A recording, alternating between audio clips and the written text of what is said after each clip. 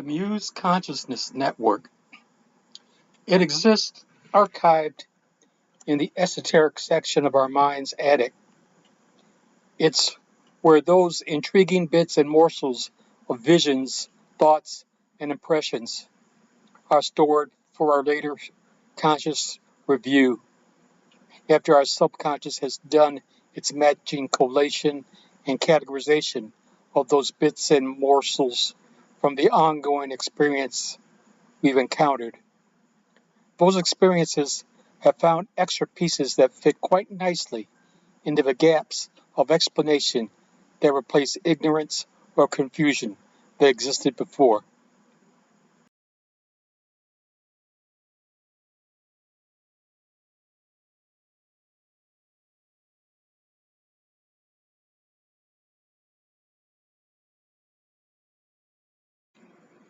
Our consciousness returns for a random or incidental review of those phenomena. It finds some credible patterns of guidance it may employ. If iconoclastic and esoterically specific to our needs, they remain the private musings that over time aggregate to a paradigm ethos.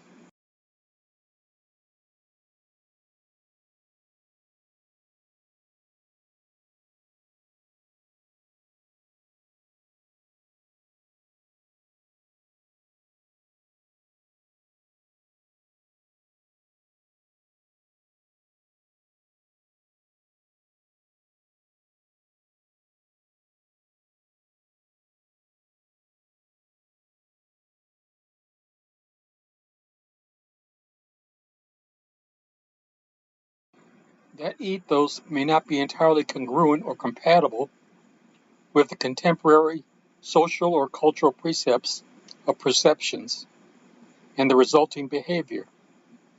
An inherent friction of contentious thinking is generated from the incongruities and incompatibilities.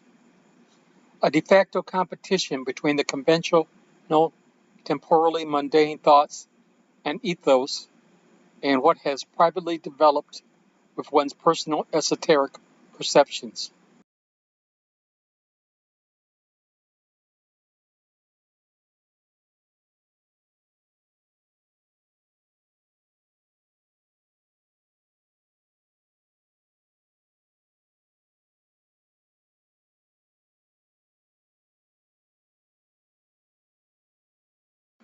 When the preponderance of experiences over decades indicate that one's esoteric agenda has a compelling point that's enough to reorientate one's perspective with the conventional paradigms, one's perspective gains a compelling importance.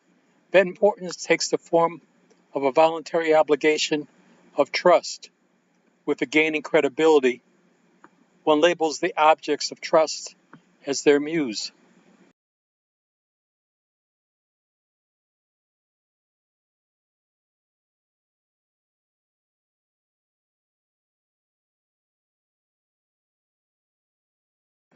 The muse is not only the connections that made the aggregate of credibility for one's esoteric paradigm file, it's the dimensions of that dynamic source that has been supplying the components of that aggregate in the ways that made it compelling to one. The muse is a presence whose advent of enlightenment gives a rationale for a hierarchy of order between it and conventional mundanity. Conventional mundanity can be suspended or nullified by visitations of this muse.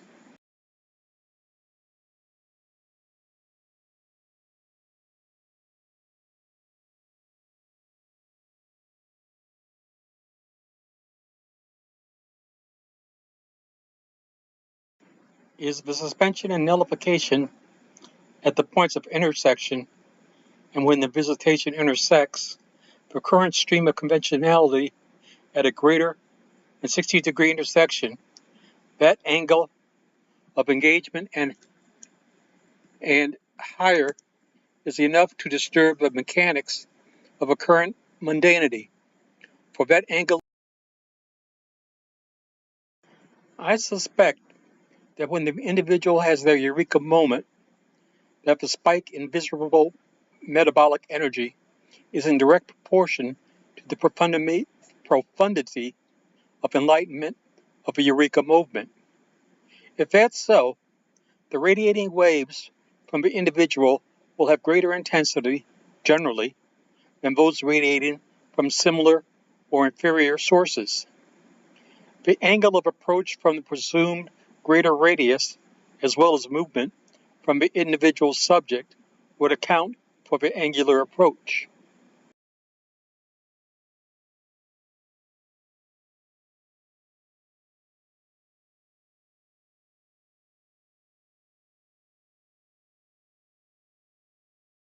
The substance of the radiation would be dependent on the circumstances, origin, its qualities.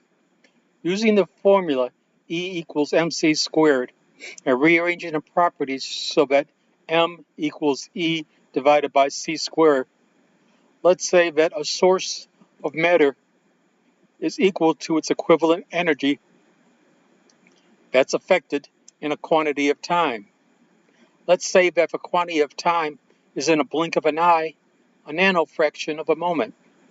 Its division into the matter's affected energy would produce a huge result. That result would be the anomaly leverage that could create the angles of intersection I noted above. The individual's mass is augmented by the spike in energy in that eureka moment of realization. That spike in energy diffuses beyond the body's physical limits to become the suspending and nullifying energy in conventional mundanity.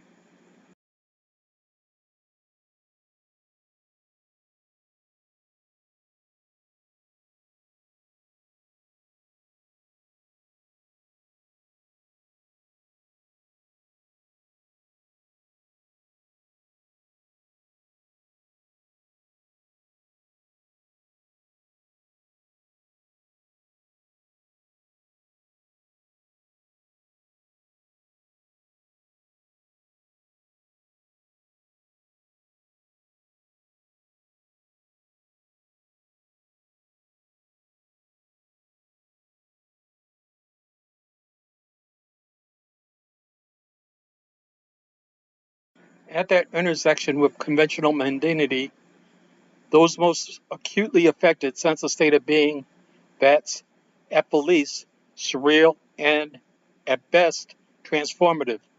Those in that spectrum of affectedness have experienced the network transmissions that exist at that level of spiked energy. The data of that effective energy could be described as similar in nature to states of alternate consciousness in that what's perceived as cryptic analogies to relatable mundane forms.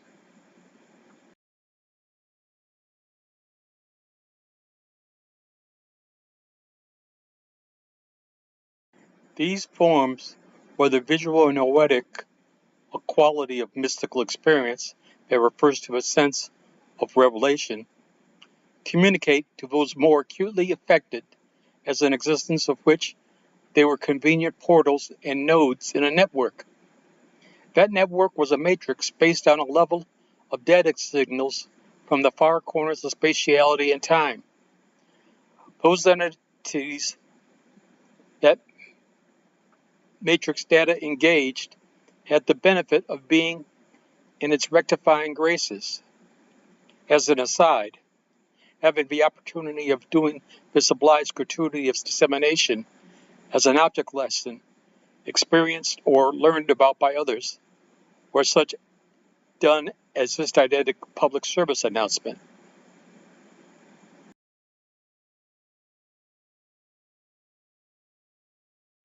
The Muse begins as a mind-addict archive of personal esoterics. It evolves with the accumulated aggregation of associated data that's subconsciously collated and categorized for a random casual review or the incidental rediscovered connection for a specific purpose. The validated credibility over the decades enables its inculcation into your operational designs and plans.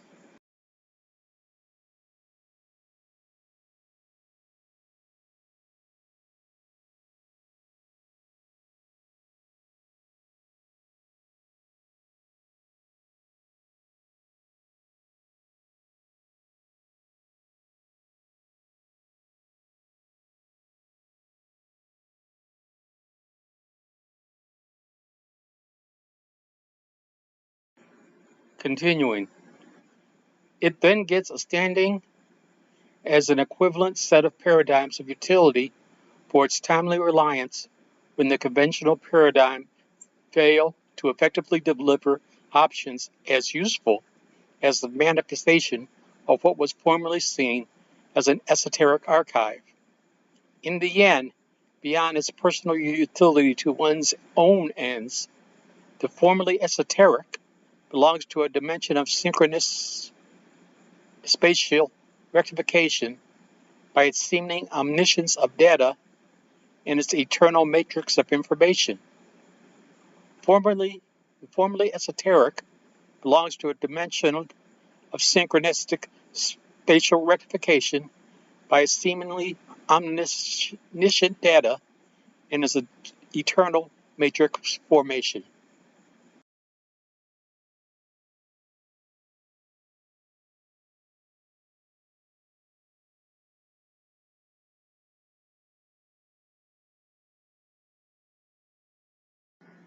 Bugsy Heretic here. If you felt enhanced by this production's thoughts, then consider showering a few coins and dollars to this composer in appreciation of your enhancement at the PayPal QR code or the Cash App link. Or email me at fromthebushes@yahoo.com for more arrangements.